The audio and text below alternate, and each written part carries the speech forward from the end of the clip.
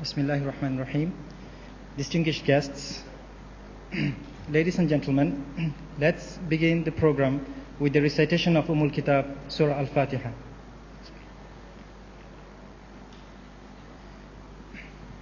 Ladies and gentlemen, I'd like to invite Professor Tariq Ramadan and Dr. Muhammad Abduh, the moderator of today's program, to the stage. Bismillahirrahmanirrahim. Assalamualaikum warahmatullahi wabarakatuh. Tan Sri, Datuk, Datin, distinguished guests, ladies and gentlemen. First and foremost, I would like to welcome everybody to this important public lecture. We are very delighted and honored to have with us this morning a very distinguished and renowned Muslim scholar, Professor Tariq Ramadan, to share with us his thought on this important topic, understanding reform from an Islamic perspective. I would like to apologize on behalf of the organizers that it is beyond our control that this public lecture takes a little bit late. To cut short of what we have the program, I will only call Professor Hashim Kamali, the CEO of FIS, to have a welcoming remarks.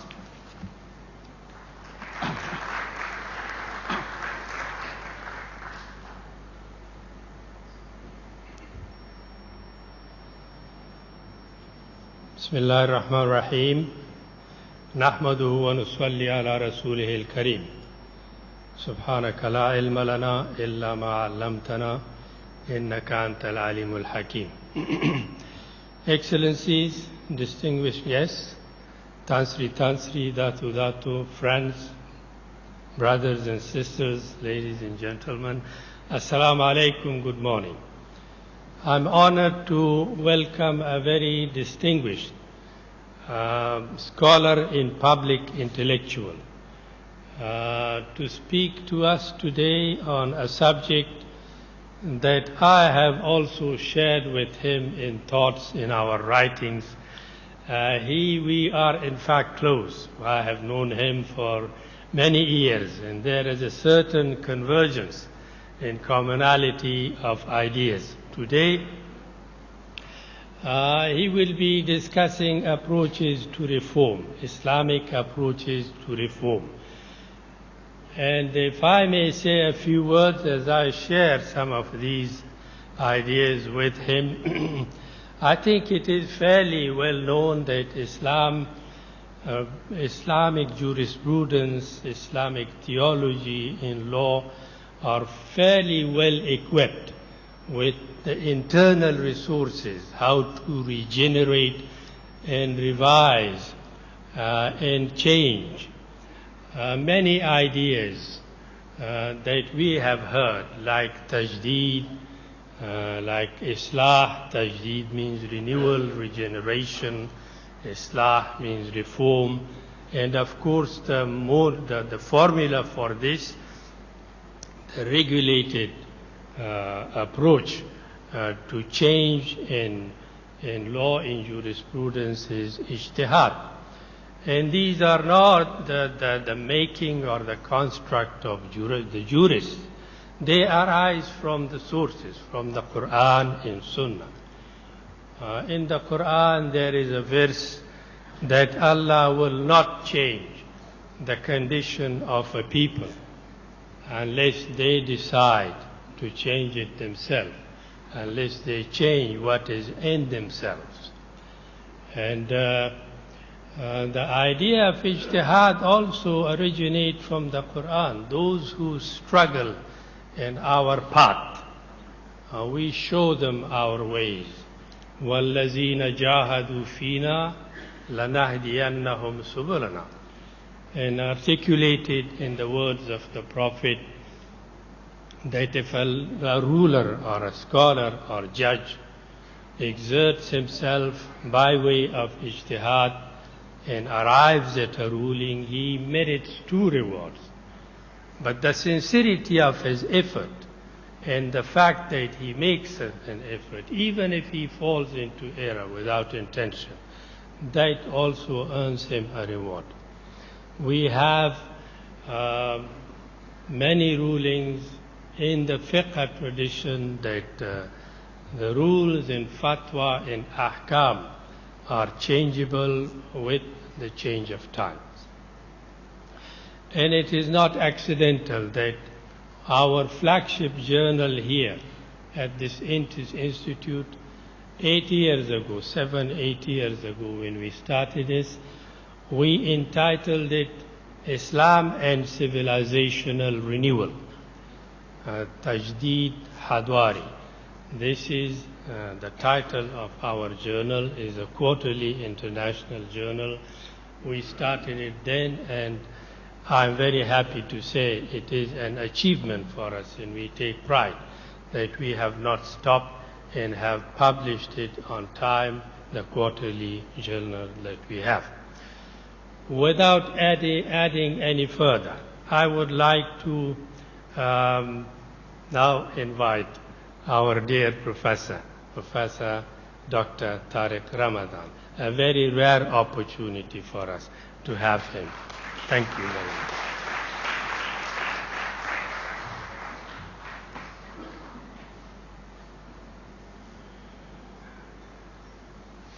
أعوذ بالله السميع العليم من الشيطان الرجيم بسم الله الرحمن الرحيم والصلاة والسلام على أشرف المرسلين سيدنا محمد وعلى آله وصحبه أجمعين السلام عليكم ورحمة الله وبركاته.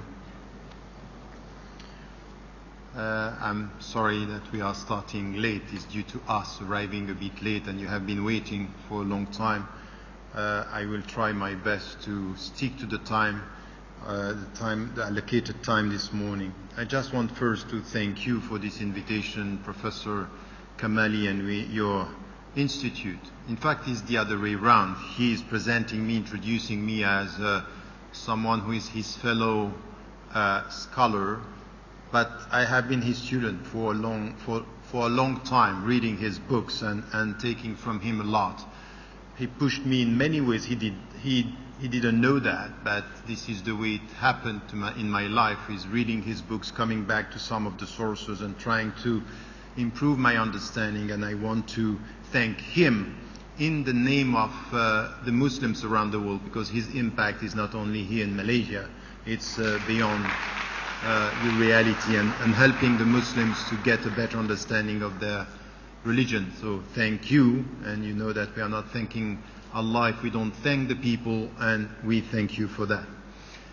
My discussion this morning is about the understanding of reform, and what I will try to do is to start with a short introduction with 4 main points, and then go through the comprehensive approach of reform in the Islamic tradition. And I'm talking about Islam, I'm not only talking about the legal field, which in fact it's important, but I think that we need to understand that the legal approach is within an all-encompassing vision, a comprehensive vision of what Islam is all about. And sometimes we end up reducing Islam to the legal field. The legal is a means to something which is beyond the legal.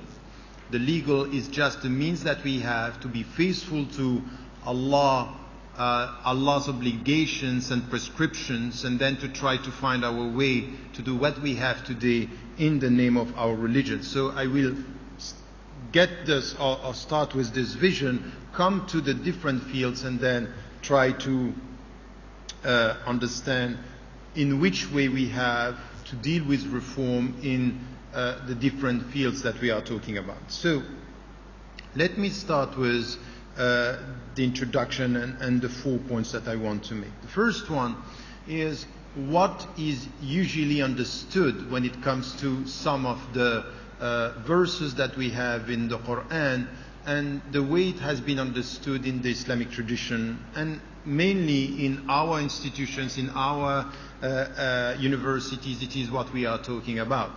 When it comes, for example, to a very well-known and it's authentic hadith, when it is said by the Prophet ﷺ, الله يبعث لهذه الأمة على رأس كل 100 سنة من يجدد لها دينها.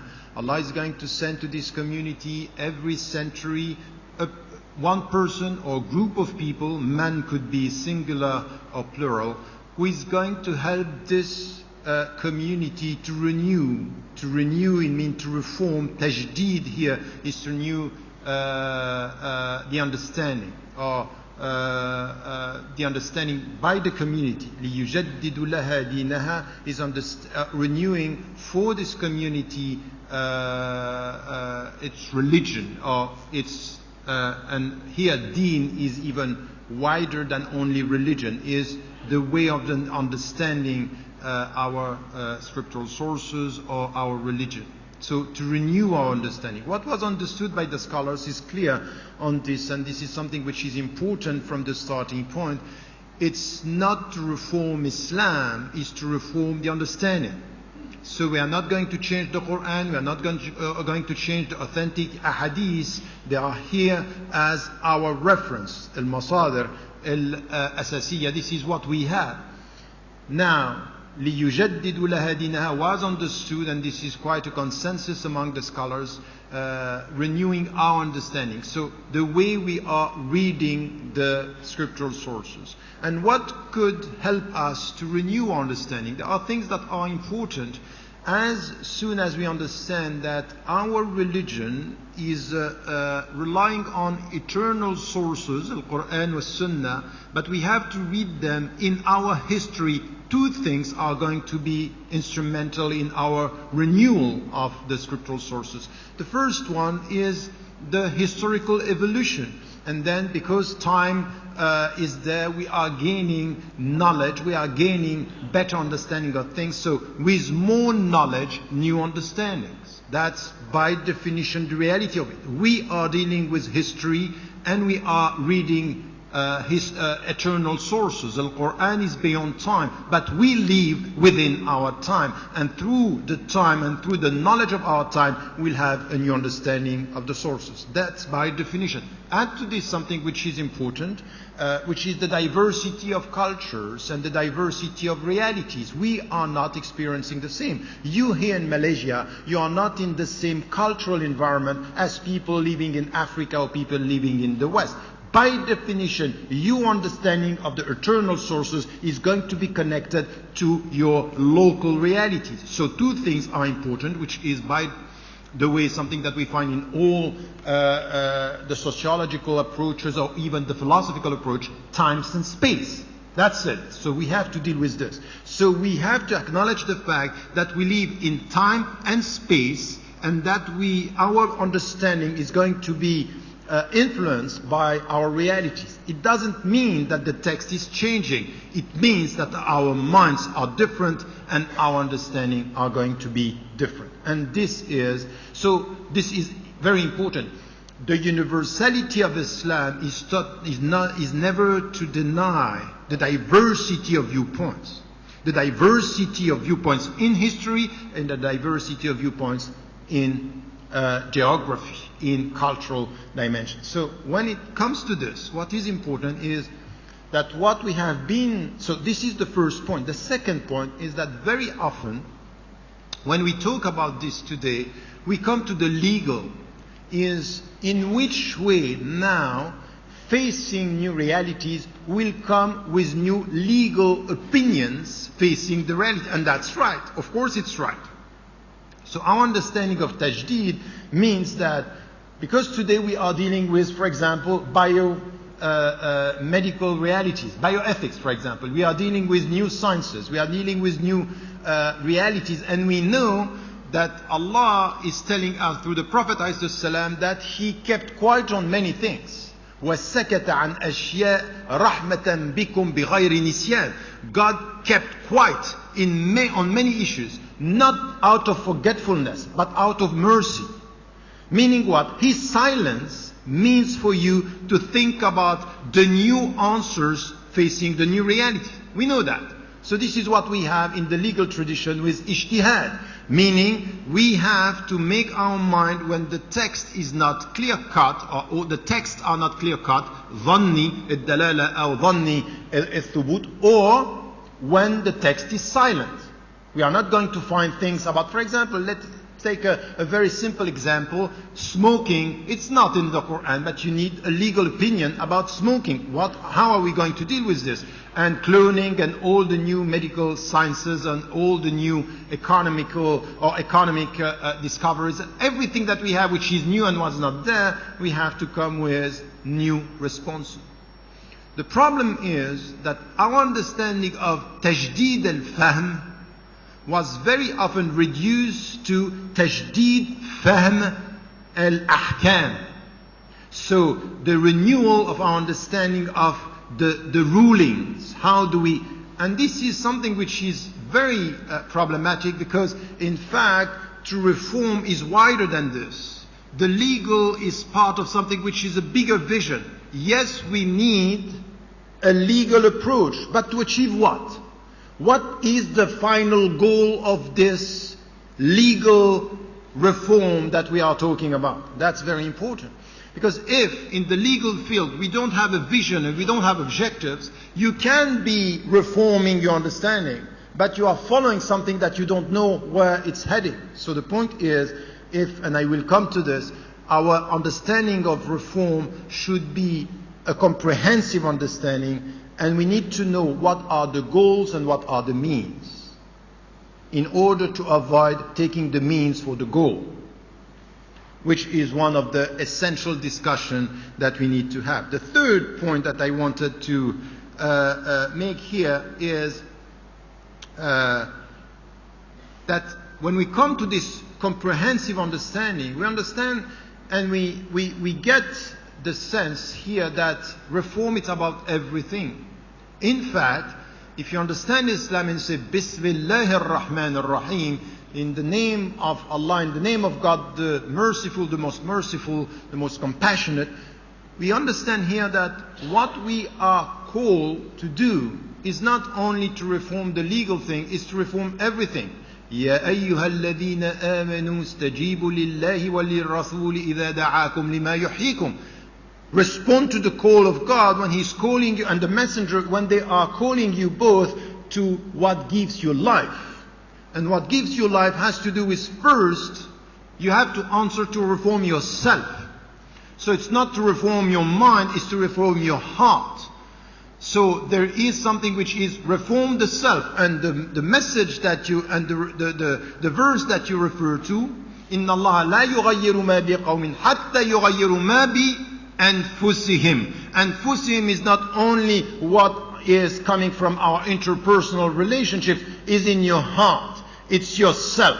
If you don't change yourself, you're not going to change even your family. If you don't change your family, forget about the society. If you don't do it with your society, forget about the world. So there is something which is essential here, is the individual dimension of reform. And then you also have to reform your relationship with nature. Your relationship with nature. And in fact, what is very essential in our understanding of Islam is that when Allah subhanahu wa ta'ala started to call the Prophet ﷺ, the first thing that he asked him to change was not himself straight away. He was the way he had to look at the world. وَالشَّمْسِ وَالْقَمَرِ وَالضُّحَى وَاللَّيْلِ إِذَا سَجَى. It's all about, look at this. These are signs. And look at the verse of the Quran. سَنُرِيهِمْ آيَاتِنَا فِي الْآفَاقِ وَفِي أَنفُسِهِمْ. Meaning the signs are going to go from the horizons and come back to you. حَتَّى يَتَبَيَّنُ لَهُمْ أَنَّهُ الْحَقِّ. حَتَّى يَتَبَيَّنَ لَهُمْ أَنَّهُ الْحَقِّ means that the truth is going to come to you by the way you look at the world. And Allah is telling you, transform and reform the way you look at the horizons, at nature. So you have to reform this as well. And by reforming this, and by the way, be careful with all the people who are telling you, in the Sufi traditions, for example, there is something which is very important, which is reforming the self, tazkiyat al-nafs. But tazkiyat al-nafs, it's not going to be experienced in a void. You transform yourself by the way you transform your relationship to nature. So this is why there is no real mysticism in Islam with its contemplation. And this is why the Prophet ﷺ was crying just before Fajr when Bilal radiallahu anhu came to him and said, why are you crying? Because he got one verse. إن في خلق السماوات والأرض واختلاف الليل والنهار لآيات لأولي الألباب. That in the creation of her and the heavens and earth, in the alternation of night and day, there are signs of those who, for those who are full of insight. Meaning, you are able to read the world with its signs if you are full of insight. So there is a relationship between the way you look at the world and the way you transform yourself. And the world is transforming yourself. And the self is transforming the way you look at the world. The Islam started like this. Allah called him to change the way he was looking at the world. So there is a reform in the way we deal with the universe, with nature. And then, of course, there is reform when it comes to interpersonal relationship. And this is something which is essential in even anything which has to do with al-adab, with al-akhlaq in Islam, is ethics, is interpersonal. And this is why, from the starting point, we didn't have manuals or books about ethics and akhlaq. The Prophet ﷺ put it as the highest goal of his mission. إِنَّمَا بُعِثْتُ لِأُتَمِّمَ مَكَارِمَ الْأَخْلَاقِ. I was sent to complete the most noble ethical or ethical values or character, or this is the way it has to be understood. He came with this mission to complete what came before him. So from the Jewish tradition, the Christian tradition, all the other tradition, and to complete this, but with something which was very important, makarim al-akhlaq, the noblest values and virtues that we have, al-fada'il, which is the virtues that we have to implement, the good character that are expected. Meaning here that this is going to have an impact on what? Our interpersonal relationship, the way we deal with human beings. So if you look at reform with this vision is about and all this, by the way, is going to reform your relationship to Allah. Because at the end, everything has to do with the very understanding of al-ibadah. Al-ibadah is to reform, is to have this pure, sincere, al-ihsan, the highest level. Because in fact, as Imam al-Nawawi was saying, there are levels in the way we worship God. The first is to understand what is coming from the Quran. يَا أَيُّهَا الَّذِينَ آمَنُوا هَلْ أَدُلُّكُمْ عَلَى تِجَارَةٍ تُنْجِيكُم مِّنْ عَذَابٍ أَلِيمٍ. It's a trade. So you are doing good to get Jannah. So it's a trade. But there is a level which is beyond this, which is I do what I do for the sake of Allah. And I do what I do because I love Him. I'm not expecting a reward. And this is where you have something which is done, said in Surah Al-Insan. When you have something which is إِنَّمَا نُطْعِمُكُمْ لِوَجْهِ اللَّهِ لَا نُرِيدُ مِنْكُمْ جَزَاءً وَلَا شُكُورًا. We are not doing this for the sake of you telling us thank you. No, we are doing this because we love Him. So there are levels. And Imam al-Nawawi was saying there is Imam al-Tajir, which is the trader. We give you this, we are doing this because we are going to get a reward. But the highest level is about love. And al-ihsan is not to do it because you fear that Allah is going to punish you, but you are doing it because you know He is close to you. And this is what you have in the hadith, which is أَن تَعْبُدَ اللَّهَ كَأَنَّكَ تَرَاهُ فَإِن لَمْ تَكُنْ تَرَاهُ فَإِنَّهُ يَرَاكَ. That you are worshipping Him as if you were seeing Him, because if you don't see Him, He sees you, He's seeing you, He's here. But not only as somebody who is judging you, but somebody who is a being that is accompanying you, and that you have to love. So in this, the reform is also to reform our relationship to Allah. So if you come to reform from an Islamic perspective, is to reform the way you deal with yourself, to reform the way you deal with nature, to reform the way you deal with your fellow human beings. And then all this is to reform the way you are with Allah, which is the ultimate goal of your life. So it's not only changing our legal framework, it's reforming everything. And the legal is part of it. And we have to be very cautious not to put everything in the legal and not understanding the overall comprehensive message here. And it means that if Sharia means something, which I don't reduce Sharia to the legal framework. I think that this came from the fuqaha. The fuqaha reduced Sharia to something which is an understanding of fiqh, and you can find many of these things in Dr. Kamali's book, and many other scholars were talking about this. But Sharia, the way I see it, of course, the legal dimension is there, but the way towards faithfulness, it's exactly the way we are going to implement all these reforms to remain faithful to our Lord, to our Creator. It's all this, the way towards faithfulness. And the way towards faithfulness is, you look at the Sufi tradition, you will see that they are insisting on reforming the self. It's the way you implement Sharia in your heart. تطبيق الشريعة في قلبك. And the Prophet ﷺ mentioned this. استفتي قلبك. Sometimes you have to ask your heart about, am I right? Am I faithful to the way towards faithfulness? So there is something here which is jihad al-nafs, is the way you are going to reform yourself to be close to God by reforming yourself.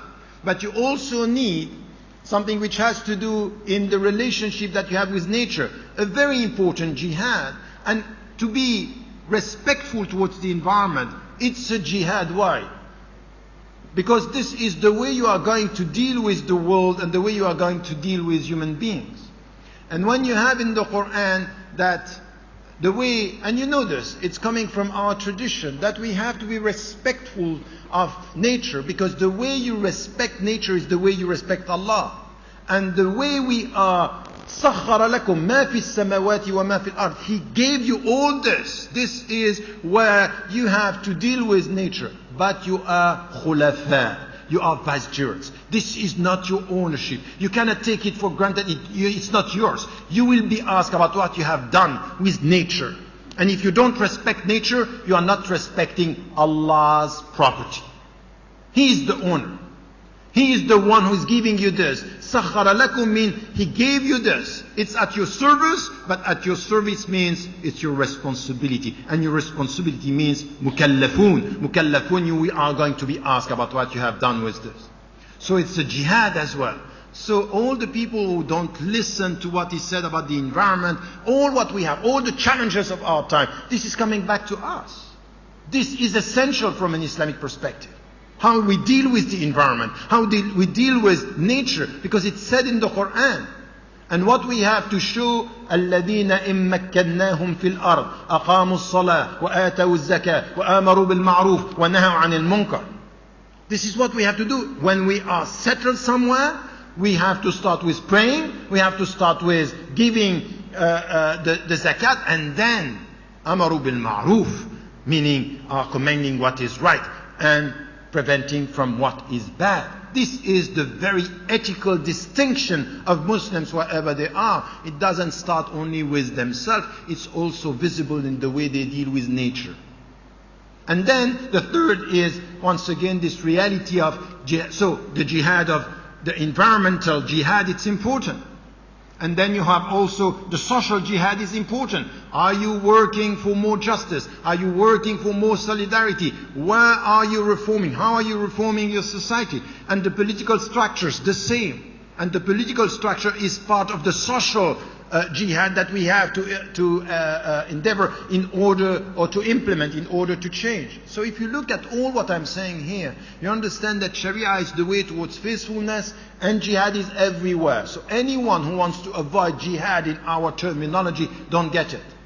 We have to define jihad the right way, and not let the people in ISIS or the so-called Islamic State take words and take our terminology and distort the meaning. But as I am dealing with people in the West, they say, oh, we might have to remove jihad from your terminology. And they say, no, never. It's not going to happen. What is going to happen, what should happen, is for the Muslims to come back to their terminology and to define the words that they are using. So in fact, there is no Sharia in this comprehensive way without jihads in every field. With yourself, with the society, for nature, and in the name of our respect towards Allah. This is where we understand the very big picture when it comes to reform. And so it's a spiritual jihad, it's an intellectual one. And by the way, the first occurrence in the Quran about jihad has to do with al-Quran. It's a means for your jihad. So it means intellectual jihad and spiritual jihad at the same time. لا تطيع الكافرين وجاهدهم به جهادا كبيرا. Don't obey the people who are negating or neglecting or denying the truth, and struggle by the means of the Quran against them. So means it's intellectual but also spiritual. Why was it spiritual? Because whenever they were coming to the Prophet ﷺ, he was to make a sujood and quote the Quran. So it's very spiritual. It's not only intellectual. It's my strength, my spiritual strength and my intellectual power. So this is where La hawla wa la quwwata illa billah means this, that it's a spiritual dimension and intellectual take on this. So I would say here that we need to come to this understanding. And the fourth point, and you see it's a long introduction, but it's helping me to come to my points afterward, is by understanding this way towards faithfulness in all these fields, and the legal, the intellectual, the spiritual, the social, and the environmental, and even the cultural are part of this overall understanding of reform. When it's then at the end, what is the ultimate goal? And we had recently a discussion with Sheikh al-Qardawi in one of our seminars, and many other scholars were there. Sheikh al-Raisuni was there as well, and some of the colleagues. We were talking about this, and we had an interesting discussion. If you have, if you study the philosophers, the Western philosophers as well as the Muslim philosophers, for example, if you go to Socrates, Plato, Aristotle, the very old Greek tradition, and then you come to Al-Kindi, Al-Farabi, up to even the one who rejected philosophy, but with a very deep philosophical input in his work, is Abu Hamid al-Ghazali, Ibn Rushd and others. You see that they were trying to get what is the ultimate goal. And some were saying, what we are trying to achieve is a sa'ada, felicity, happiness. And others saying no. And for example, Shaykh al-Qardawi was saying, I would prefer the word of falah. And falah is success, is salvation, and he was saying this is coming, it's more Quranic, because you know that when you are called to pray, it's hayya ala al-falah, which is success, which is also there is a sense of happiness at something which is completed. You can discuss this. And in our discussion he was saying, but at the end what we are trying to achieve is taqwa. And you know that we have a problem translating taqwa in English or in European languages. It's very difficult. Even, is it damir? We had discussion between scholars about, is it the same as damir? I say no, taqwa is something which is piety, it's God's fear. Muhammad Asad in his translation is saying no, it's God consciousness, that there you have this consciousness that God is here, and the Prophet ﷺ said, "Hahuna taqwa." It's a very deep concept. But what do we want to achieve? Is it taqwa at the end? And in my discussion with Shaykh al-Qardawi, said taqwa is a state, is a means. It's not the ultimate thing that we need to get. In fact, what we are trying to get, everything in the Quran, and even starting with the very essence, the very meaning of Islam, has to do with something that we are trying to get in our life. It's so much the case that in Surah Al-Fajr, what we have is a very clear understanding. Allah is calling, Ya ayyatuha nafsul mutma'innah, meaning in a state of what? Tranquility. In fact, the very essential word and concept we have in Islam is what you need to get is salam. Salamat al-nafs, which is inner peacefulness. As-salam, which is Allah yad'u ila dar as-salam, is one of the names of God. It's one of the names of al-Jannah. It's one of the names that we are calling. Even jihad, when it comes to qital, it's a way towards peace. We are not asking and calling for jihad in the name of jihad and killing people. It's resisting to killers or to oppressors in order to get peace. and there is no peace without justice, and there are no peace without conditions. But at the end, what do we want? We want to spread peace. Ifshu salam. Idkhulu fi silmi kafa. Enter in Allah's peace with all your heart, your mind, and everything. So the ultimate message of Islam is about peace. This is what we want. We are agents of peace, and we resist for peace, and we reform for peace. And what we do, it's all for peace. Inner peace. Peace with the environment. We want to be at peace with the environment, respecting the environment. We want to be at peace with our fellow human beings. We only resist when we are oppressed. We only resist when we are only involved in war because they are calling and we are responding. That's the very essence of our tradition. So there is no Sharia without resisting what is bad, and there is no resistance without jihad, and there is no jihad without understanding that the ultimate goal is peace. And this is what jihad in nafs is about. What do you want to achieve with your heart? It's to be at peace. It's to feel with peace, which is one of the names of Sa'ada, which is one of the names of Falah. And if we get this overall understanding, we come now with a very deep understanding of reform in Islam. Not the legal one only, but the legal within the very deep understanding of our message. Now, with this comprehensive approach, if we understand this, we understand something which is, and this is the 6 points of my 2 parts. I just mentioned them because the main substance was in this long introduction.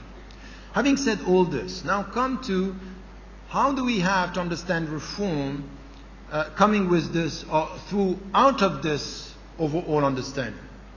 And this is where myself, I went through different steps in my life and studying.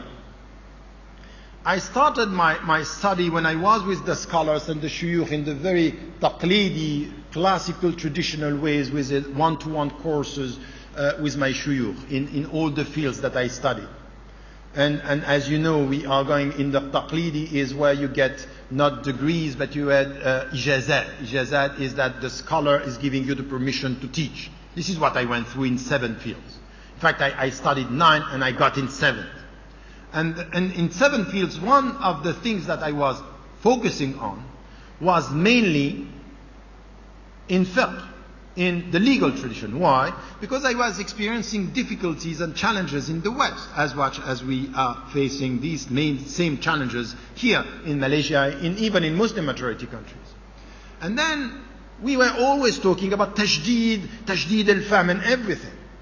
And because I was focusing on the details in one area, which is the legal, everything what was coming from the legal was about, yes, reform, al-Tajdid, al-Islah. These were the 2 terms. And then by studying this, what I understood is that by definition, the legal, when they are talking about reform, they are talking about reform, yes. They are talking about reforming our understanding. But very often, our understanding of this reform is exactly what I put in the book. Radical reform was about adapting to the world as it changes. And that's my problem. If you come back to this overall understanding, we are called to reform to do what? To transform, isn't it? Transform yourself for the better. Transform the world for the better. Make this world better, make yourself better. It's not to adapt to the world as it is. But the problem is that in the legal, by definition, anyone who is working in the legal framework, you are dealing with new challenges and you try to adapt yourself to come with new responses to new challenges. And the point is not only to come to new responses to the new challenges, is to have a vision in which way my answer today is going to change this world for the better. In the spiritual experience, you understand that.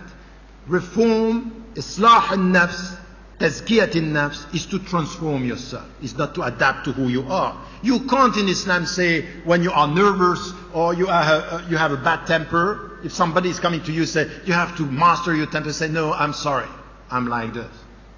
I was created like this. Say I'm sorry, you were created like this, but your Tazkiyat al-Nafs is to transform yourself to the better. Master this. You have to be a better person. Don't tell me I'm like this and you cannot change it. Yes, you can.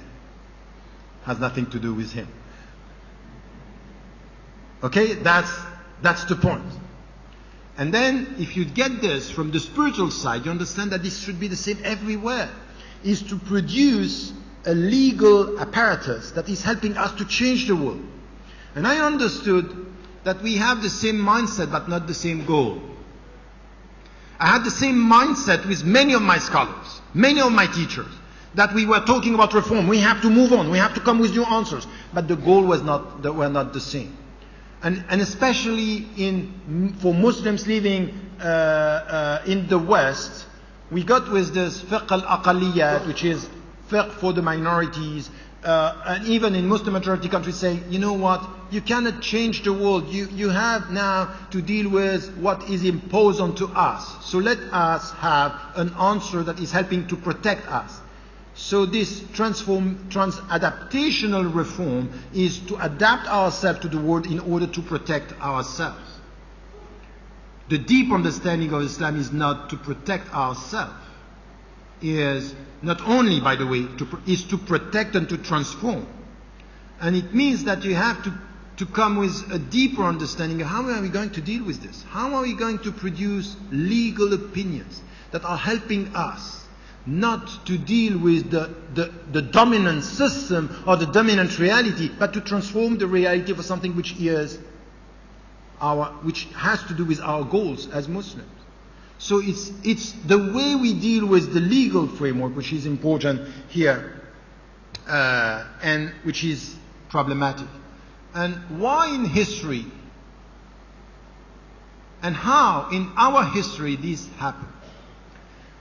You know, when you are in a position of confidence, when your mindset, and I take it as it is, I have traveled around the world, I've read books, met Muslims. There is something which is quite clear in the contemporary, and it's not new by the way, it's long, many centuries now, that we are nurturing a sense that we are dominated.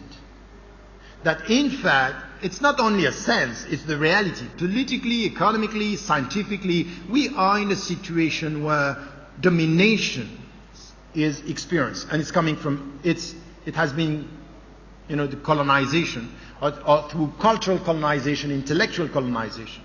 And in this situation, the mindset that you have is, as they are coming with knowledge, with sciences, with cultures, with domination, what we have to do as Muslims is to protect ourselves. So our reform is within this understanding, trying to cope with what they have achieved.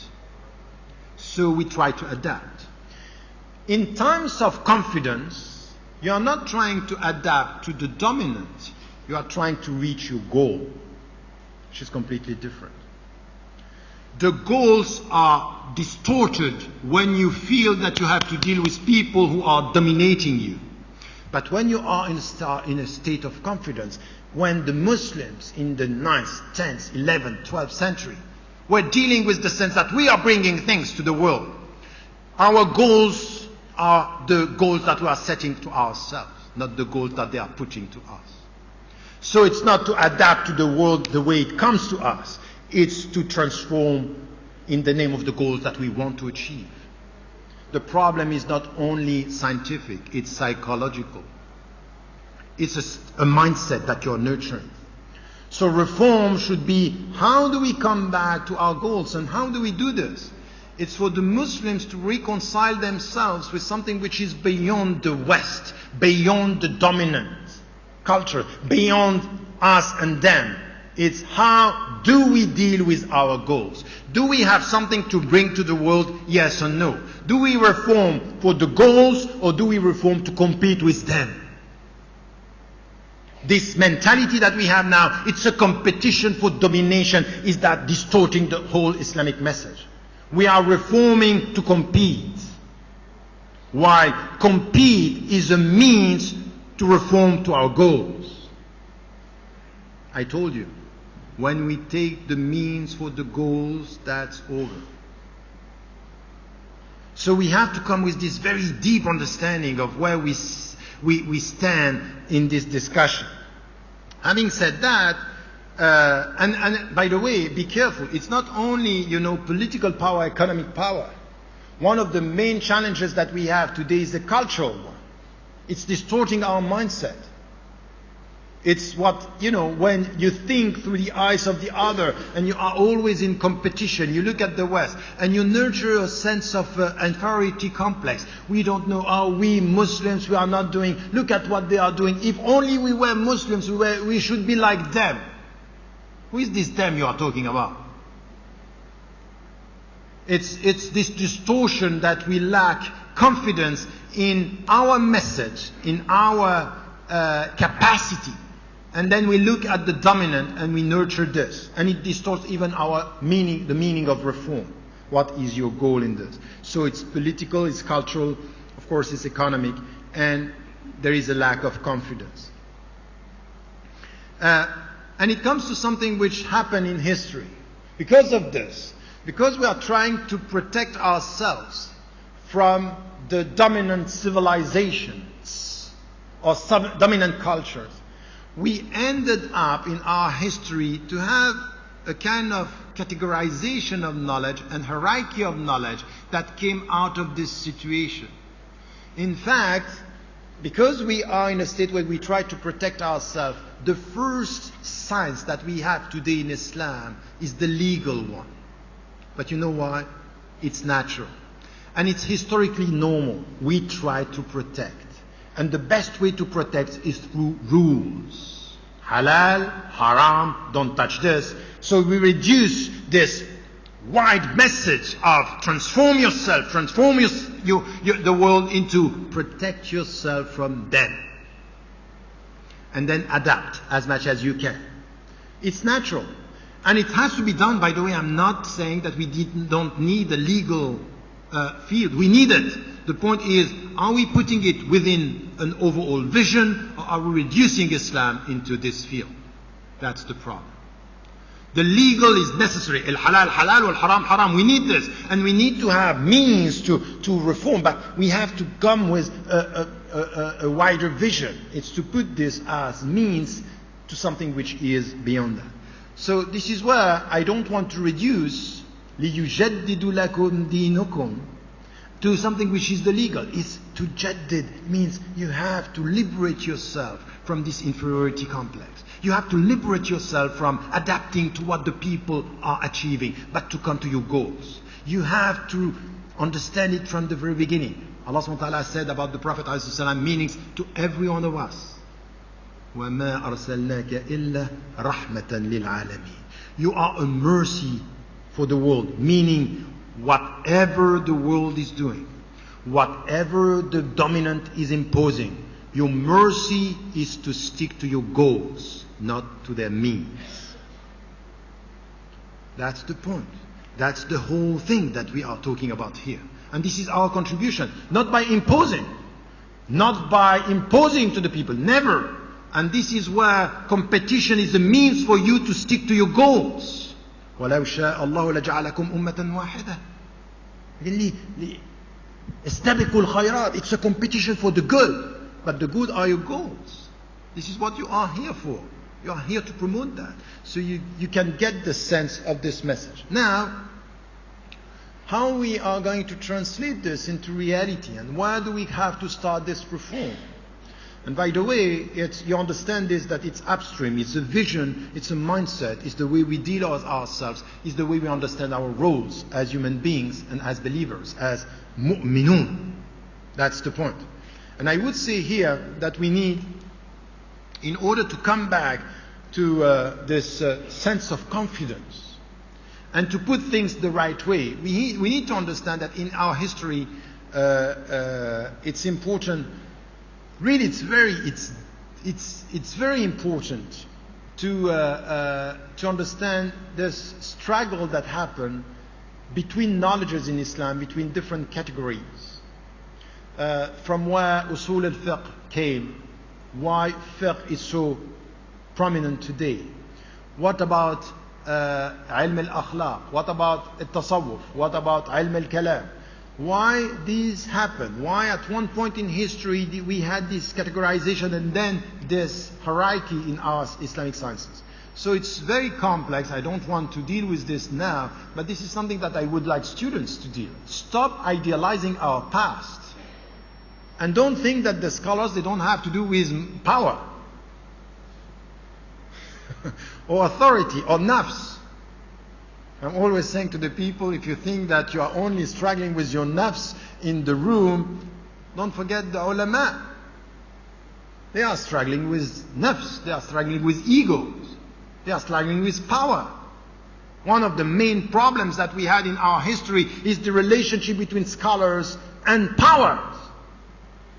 Are you serving the community, or are you serving the sultan, or are you serving the authority? Where do you stand this? You need to find a kind of, I'm not telling you that you have to rebel, but at least you have to be independent. Speak your mind, be courageous. This is the scholars that we need today. If you don't want to be politicized, at least be independent, which is a type of political statement, as you know. It is. Independence is a political statement. So at least be independent. Sometimes we want to say to some scholars today, look, at least be silent on this. At least. If your courage is silence, be silent. If you cannot speak. And this is throughout the Muslim world. Having said that, where are the fields? What we need first is something which happened in our history, and I don't have time to go to all this, but these are, ways and venues that I would like us to study more. I'm working on this. I have been working on this over the last 30 years, trying just to summarize what I mean here. The first three areas where we have to deal with our reform. The first is about the sources, the second is about the objectives, and the third is about the means. So you will understand why I put the means at the end, between the sources and the ends, the goals. The sources. The scholars at the beginning, when they were dealing with the sources and dealing with the Quran, they were understanding that al-Quran is a source. The ahadith, Sunnah al-Rasul, was a source. And if you talk to Shi'i and Sunni and Shi'i, they all agree we have two main sources, al-Quran was Sunnah. And in fact, from the very beginning, the understanding of Sunnah was wider than only the legal dimension of ahadith. If you come to Malik, for example, and the way he was dealing with the Sunnah, al-Muwatta, it's not a book where he's looking at the legal. He's also even considering his own viewpoint. He was saying when he was writing, al-amru andana, meaning our understanding of the reality. I am part of the process with the environment and with the text. He was not reducing Sunnah to ahadith and the ahadith to the legal. It was wider than that. And it meant that for them, from the very beginning, there was this understanding, yes, al-Quran is a source, the first one. The second is the prophetic tradition, the way the Prophet ﷺ, but also our understanding, the environment, it's very essential. So the source of our understanding of what we have to do is also the world, the universe. Why? Because the universe is also a revelation. This is why Taha Jabir al-Alwani in his book Al-Qura'atayn, he was talking about the fact that we have two books. And who said this also? From where the Renaissance in the West came, by scholars, also Muslim scholars, saying the book of universe. It's a book, it's our source. So we need to look at the world as a source of our understanding of our religion. Not only the scriptural sources, we need to understand that we are not scared of looking at the world and taking from the world. The world is a book that we read with sunan kawniyya, meaning natural order. And there are qat'iyat, there are things that you are not going to change. So all this is important in our understanding of Islam. So the sources are important. And in usul al-fiqh, from the legal tradition, they reduce the sources, al-masadir, to al-Quran wa sunnah, and then you have all this al-qiyas, wal-ijma' wal-istihsan, and these are disputed references. But at the beginning, before this categorization, which came with, and that's true as well, but not completely, Ja'far al-Sadiq, al-Shafi'i, in Usul al-Fiqh. Then when they had to come, al-Shafi'i, when he was traveling, he was saying that the people were coming with fatwa, it was scattered, there were a problem of language, a problem of methodology, so he came with a methodology. And the methodology was necessary at that time. The problem is that this methodology reduced the meaning of the sources to the scriptural sources and not to the world. Why? In fact, it's not true. In his mind, the world and the reference, al-urf, and even the environment was a source, but something which was secondary. But in fact, from the very beginning, it was part of understanding of what are our sources. And you know the hadith of Muaz ibn Jabal, when the Prophet ﷺ sent him to Yemen and said, on what are you going to rely? Al-Quran, and then the Sunnah, and then I'm going to exert my mind. I am trying to find solution. Meaning, in the time of the Prophet ﷺ, he was dealing with new situation in Yemen, not far from where they were. Now we are so far away from where they were, and now I'm going to use my mind. Use my mind between what and what? What you said, the environment, and myself. The environment is part of the source that I have to understand to bring something. Of course, this is essential. So, our sources here are important. Why I'm saying this? Because if you understand that the world is also a source, you understand that you cannot reduce Islam to knowing Al-Quran wa Sunnah. You need to know the world. You need the other sciences. You need experiential sciences. You need human sciences. You need science with science, and not only the sacred science, as we said. And by the way, why are you saying Islamic sciences? What is Islamic in Islamic sciences? So, mathematics is what? A secular science? Medicine is what? A secular science? So, from where came this distinction between science and science? Or is it Islamic science? Only the sciences that are dealing with the object which is Islam, which is the Quran wa Sunnah. So it's a problem. Because the human body is very Islamic. Everything in the human body is Islamic. So do you have now to put Islam everywhere? Just to feel good?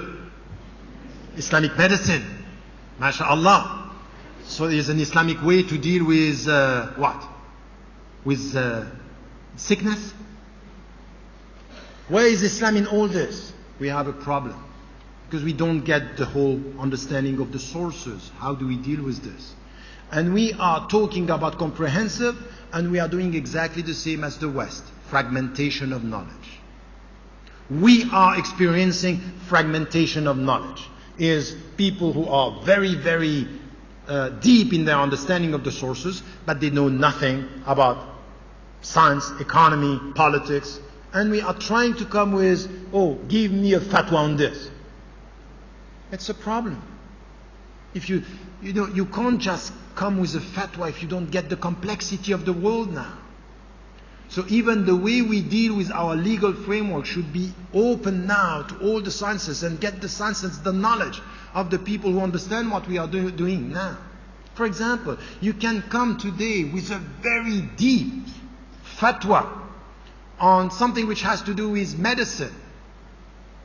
It could be, for example, organ donation. We don't have a problem in Islam of organ donation. But be careful, a fatwa in organ donation should be also connected with a deep understanding of the economic realities and the world, the way it works. Because some, in the name of organ donation, are now building something which is trading organs. And this trade is coming with this. For example, in pharmacy, the pharmaceutical business, we have to be very cautious not to come with a fatwa that is very deep in one detail and not getting the whole picture. You can use fatwa with a very bad economic understanding of the whole thing. It depends how to use it. So we need to be very careful not to have fatwa or instrumentalize fatwa by people who are taking a fatwa on the detail, not getting the whole picture. How are you going to get the whole picture if you don't have the other sources as helping you to reform, to transform, not to adapt? If you want to adapt, go ahead. That's fine. Ask the ulama just to come with fatwa on very specific detailed issues. That if you want to transform and to come with the vision I was talking about, we need more than that. Now, the second point, quickly, and I will end now, it's about our objectives, which is also something which is very important. In one of your books, by the way, Dr. Kamali is referring to al-Maqasid and how, in fact, it was built and came from very often. It's not only this, but at the beginning, thought through the legal thing. What is prohibited, and then you ask yourself why this was prohibited, and it gives you the goals, the higher objective. And you have scholars, and you know that it started with, in the Shia tradition you have this. We also have this in al-Juwayni, Abu Hamid al-Ghazali, who came with this. There is a discussion, and al-Izz ibn Abd salam is also dealing with this, and something which was also very interesting is the students of Ibn Taymiyyah, Ibn al-Qayyim al-Jawziyya, as we call him sometimes. He has the two names. What he said here is also, he was dealing with al-hiyal, which are the tricks in the legal, and say, we want to get rid of this. So he came with the objectives in order to be very clear that be careful not to use the legal to avoid the ethical. This was his take, the ethical, which is these are what we want good, we want al-khayr, we want al-hasan, we want al-ma'ruf. So don't let the scholars play with the rules in order to, in the hiyal, to try to have some tricks. Say, oh, we can do this, and in fact at the end we avoid. All this came from the legal. Ash-Shatibi, when he came to the discussion, was saying something which was very interesting. Which was, in fact, be careful, we need to read the detailed prescriptions of Medina in the light of the kulliyat, the universal rules of Mecca.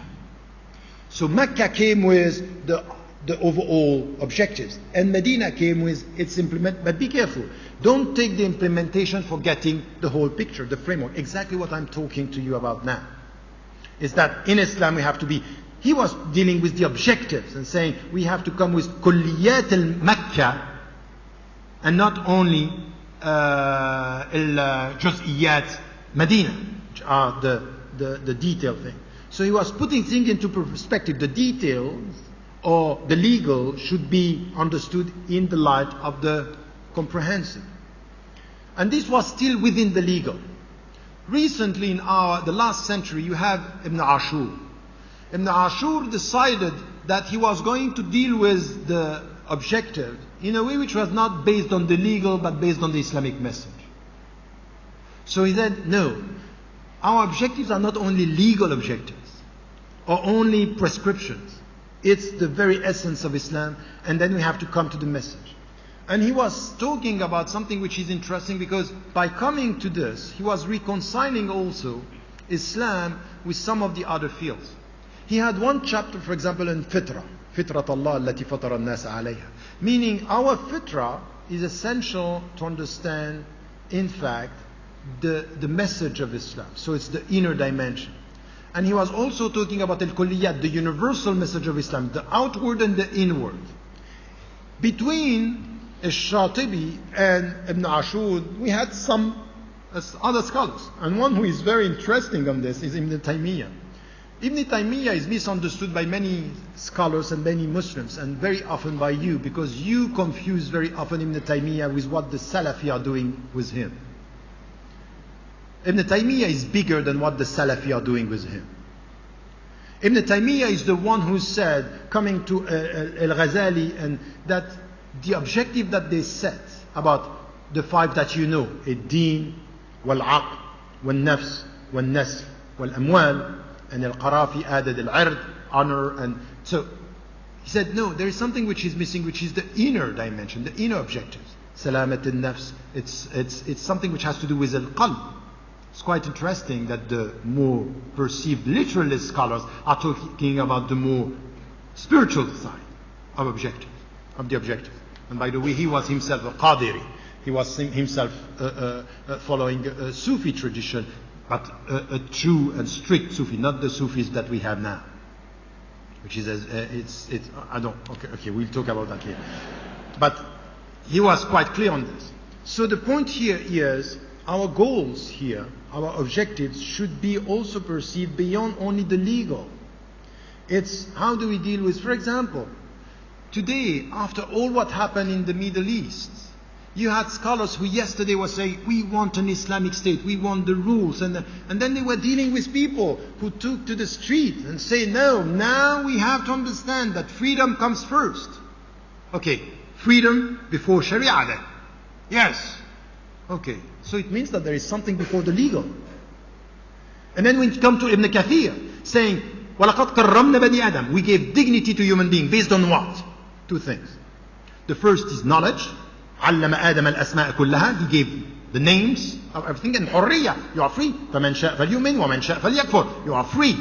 And this, because of your freedom, which is a responsibility, this is why the angels go to you frustrated. Because your dignity is to deal with your freedom and your knowledge in the name of freedom, and freedom in the name of knowledge. And this is a taklif, your responsibility. So this is your dignity. Having said that, now you can't just come with objectives that are based or extracted from the legal. There is something which is human beings. It's something which has to do with freedom, with responsibility, with reason, with justice. These are also objectives that we have to take as something which is essential. So we also have to rethink our way of dealing with our goals. What do you want to achieve? Is it only protecting deen and protecting your... No, in fact, in psychology, I have objectives. What do I want? I want internal, intimate stability. I want inner peace. Come with something which is, what are my goals as to the way... Because the consumerist culture is changing the way I look at myself, telling me you will feel good when you will have. And we say you feel good when you are going to be. It's the being, it's not the having that is changing you. This is a cultural revolution. How are you going to deal with this? By saying, oh, you have to protect yourself. It's all about protection or not about asserting. You see the difference? Protecting from the dominant, asserting in the name of your goals. Different. Completely different. It's a completely different mindset. This is the true reform, and this is why I call it the radical reform. It starts with our mind. And the last point is our means. And this is what I'm saying. You understood this from my discussion, is the means. The means are not only the legal. We have to stop thinking that the fuqaha are going to change the world. The fuqaha are going to ask the rules to protect ourselves, not to be distorted, not to be destroyed by the world. And this is a necessary step. But we need to understand that we need to come with all the knowledges, the complexity of the world. And the means should be here, all the sciences, the legal science, but also human sciences, experimental sciences. We need the people to come on board. And this is why all the scholars today who are, you are studying sociology, political sciences, you are studying medicine, you are studying psychology, you should get it right. You are part of the solution. You are not observers and people who are looking at the ulama and saying, you don't get it. We are fed up of these Muslims looking at the scholar saying, hey, what is he talking about? And then you want to tell them, and why don't you talk yourself? Why do you think that it's going to come from the ulama that are in the legal field? We are not going to reform the world by only having this fragmentation of knowledge, people who are sociologists, people who are, and they don't get it, that we have to come together. We need to add knowledge to knowledge. And the means should be scholars and ulama, and this is where we understand the whole message. إِنَّمَا يَخْشَى اللَّهَ مِنْ عِبَادِهِ الْعُلَمَاء. The people who are the more God conscious are the ulama, but not the ulama that are only the ulama of the text. The ulama who know the goals. سلامة النفس, سلامة المجتمع, سلامة مع الطبيعة, سلامة مع الله. السلام. So this is where the ethical dimension of everything that we have should be put as what do we want to achieve. We need sociologists. We need political scientists. We need psychologists. We need all the sciences. and stop celebrate them in the past. You know what? The first sociologist was Ibn Khaldun. Who do we have today? We are waiting for him or her. The first great medical doctor was so and so. Who? Ibn Sina was a great doctor. That's fine. A great philosopher. That's fine. Who do we have today? Inshallah. That's the point. Dreaming the future and idealizing the past and acknowledging our helplessness today. I think that this is where we have to stand and to understand that we need to change our means, to reassess our sources, and to redefine our goals. In the name of this, and get me right, I'm not criticizing all what has been done. It's huge what the ulama, the fuqaha have been doing. They are trying their best. And it's true that when you have scholars saying, you know, I'm the guardian, I'm trying to protect my people. They are right. But we should stop protecting, or we should stop only protecting and now asserting, contributing, adding to the knowledge. And this is where we have to work, and you understand it through my lecture. We have to reassess our terminology, the word that we are using, and our understanding. This is the first step. We need to deal with this categorization and hierarchy of knowledge that we have. It's implicit everywhere. The way we look at the ulama, the way we look at the fuqaha, the way we are thinking that everything is coming from them. We have an implicit categorization and hierarchy of knowledges in Islam today, not in Islam, among Muslims. Because Islam is, I would say that the Islamic tradition would challenge this. And we need also to understand that we need to be much more involved in all the fields of knowledge. We have to reconcile ourselves with the complexity of knowledge, not to have with simplistic fatwa, but complex understanding and accurate fatwa in different fields. And we should understand who are the actors. And you know what? You know why we don't have a hierarchy, why we don't have a clergy, why we don't have a pope in Islam? Because every single human being should understand his or her role in the process. Anyone who is accusing and criticizing the scholars, and he or she is not doing his work to understand how are you using what you know in order to promote salam and to promote justice and to promote dignity in this world, you are not doing your job. So stop criticizing by being a spectator and understand that you have to be humble by being an actor. Insha'Allah. Wassalamu alaikum wa rahmatullah.